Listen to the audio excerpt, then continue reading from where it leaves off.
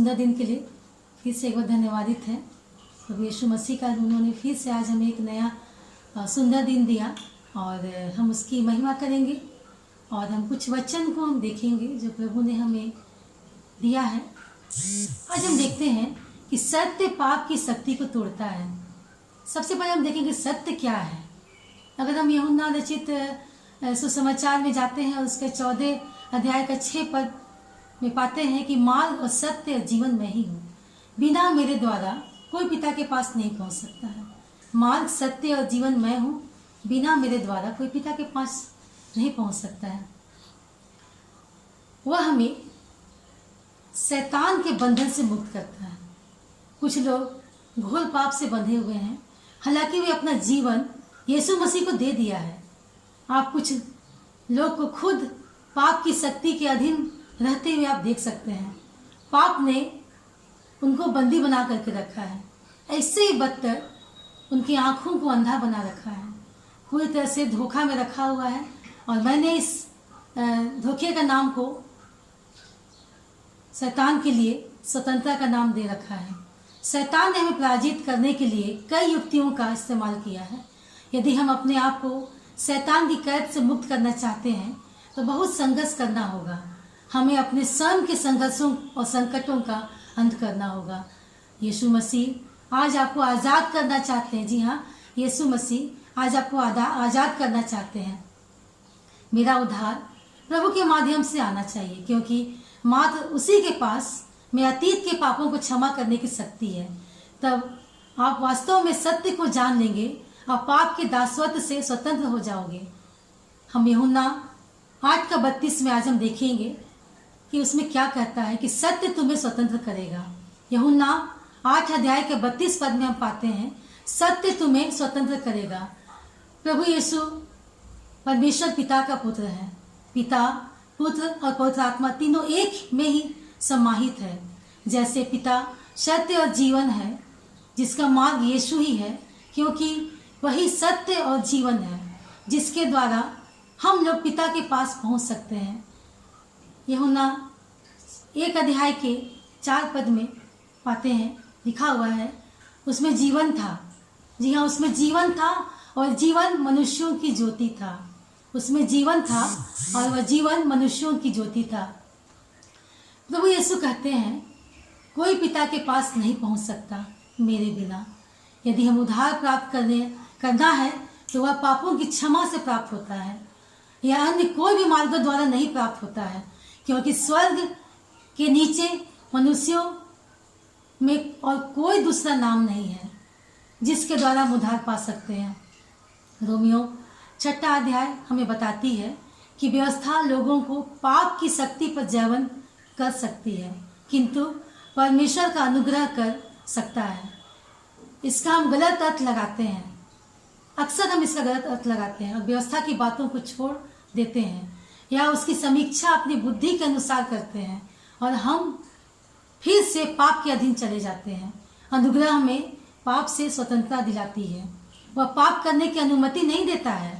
विश्वासियों को धार्मिकता की शिक्षाओं के पालन करने में अपनी लापरवाही की आदतों के कारण हम पाप के दासत्व में वापस चले जाते हैं। हमें इस बात पर ध्यान लगाना चाहिए तथा इस प्रकार से परमेश्वर के सच्चे वास्तविक सेवक बनना चाहिए। जी हाँ, हमें इस पाप के दासत्व से हमें आज़ाद होना है और हमें परमेश्वर के सच्चे सेवक बनना है। हम गलाती 5 अध्याय में हमें पवित्र शास्त्र बताती है कि मसीह की मृत्यु विश्वासी व्यवस्था के दासत्व से स्वतंत्र किए गए हैं। जी, प्रभु यीशु मसीह के मृत्यु हमें विश्वासी व्यवस्था की दासत्व से स्वतंत्र किए गए हैं।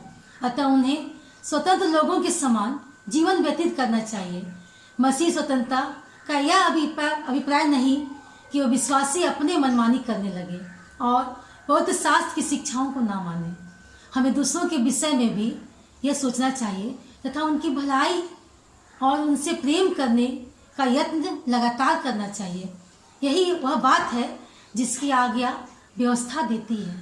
हम अपने जीवन में यह पाते हैं कि हम सदैव भलाई नहीं कर पाते हैं, जिसे करने के लिए हमारा विवेक हमारा अंतरात्मा कहता है, क्योंकि पापमय मानवीय स्वभाव ऐसा करने से उन्हें रोकता है।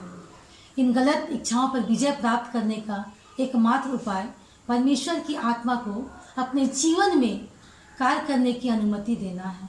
जी हाँ, इस पाप से हमें छुटकारा के लिए हमें परमेश्वर की आत्मा को अपने जीवन में कार्य करने की अनुमति देना चाहिए। परमेश्वर का आत्मा जब अपने नियंत्रण में हमारे जीवन को चलाता है, तब हमारा जीवन सर्वाधिक मनोहर सद्गुणों से भर जाता है। हमारे जीवन से यह सत्य प्रदर्शित होना चाहिए कि हमारे सारे दुष्कर्म यीशु मसीह के साथ क्रूस पर चढ़ाया जा चुका है तथा अब उसका हम पर कोई प्रभाव नहीं है। तब परमेश्वर की आत्मा के द्वारा हमारे जीवन नियंत्रित एवं संचालित किया जाएगा। पहला पत्रस और उसका दूसरा अध्याय में बताती है कि परमेश्वर की इच्छा यह है कि हम भलाई का काम करें और एक अनुशासित जीवन व्यतीत करें, जिससे कि समाज में हमारा मान सम्मान बना रहे। प्रभु ने हमें पाप से स्वतंत्र किया है। इसका यह अर्थ नहीं कि हम देश एवं राज्य को चलाने वाले अधिकारियों की आज्ञाओं को ना मानें। नागरिक अधिकारियों को अनुचित कार्य करने वालों को दंडित करने तथा भलाई करने वालों को पुरस्कार देने वाला होना चाहिए। यह उनका अधिकार है जिसके लिए वह स्वतंत्र है। वे अपनी स्वतंत्रता का उचित उपयोग करना जानते हैं। वे प्रेम का सम्मान करते हैं तथा लोगों का वैसा ही आदर करते हैं। सबसे बड़ी बात यह है, सबसे आदरणीय बात यह है कि वो परमेश्वर के प्रति सम्मान करते हैं। तो आज हमें वचन बताती है कि अगर हम सत्य को जानेंगे तो सत्य हमें स्वतंत्र करेगा। जी यूहन्ना 8 अध्याय के 32 पद में इसको हम पाते हैं कि अगर हम सत्य को जानेंगे तो सत्य हमें स्वतंत्र करेगा। आइए अपनी आंखों को बंद करें और हम थोड़ी देरी प्रभु की ओर ध्यान को लगाएं। धन्यवाद पिता परमेश्वर आज के सुंदर दिन के लिए प्रभु जी कि तूने हमें से हर एक के जीवन में दिया है। जितने लोग प्रभु जी आज इस लाइव प्रसारण को देख रहे पिता परमेश्वर, तो उनके साथ होले प्रभु जी। निरंतर प्रभु जी उनके जीवन की हर बुरी आदतों को प्रभु जी तो अपने सत्य के द्वारा प्रभु जी उन्हें स्वतंत्रता प्रदान कर, ताकि प्रभु जी एक अच्छे नागरिक बन करके प्रभु जी इस देश का प्रभु जी अपने हाथ में ना पर जो भी प्रभु जी राजनेता या हमारे प्रधानमंत्री के द्वारा जिस देश को संचालन किया जाता है प्रभु जी, उसके अनुसार उनकी बातों को प्रभु जी मान नहीं पाए, हम उसका सम्मान को कर सके प्रभु जी। इस वक्त पिता परमेश्वर जब हमारे देश में जो आपदा आई हुई है प्रभु जी, उसके लिए भी प्रभु जी हम तुझसे प्रार्थना करते हैं कि इस आपदा को प्रभु जी तो शीघ्र यथाशीघ्र प्रभु जी हमारे इस देश से राष्ट्र से इसे हमेशा के लिए खत्म कर दे पिता, ताकि प्रभु जी हम फिर से हमारा जो व्याकुल मन है उसको शांत करके प्रभु जी तेरी सत्यता को जान करके हम अपने जीवन को सही रूप से हम जीने पाए और एक आदर्श जीवन के साथ हम तेरी महिमा के योग होने पाए। धन्यवाद करते प्रार्थना को सुनने के लिए। हम इस प्रार्थना को प्रभु यीशु के पवित्र मीठे नाम से मांगते हैं, आमीन।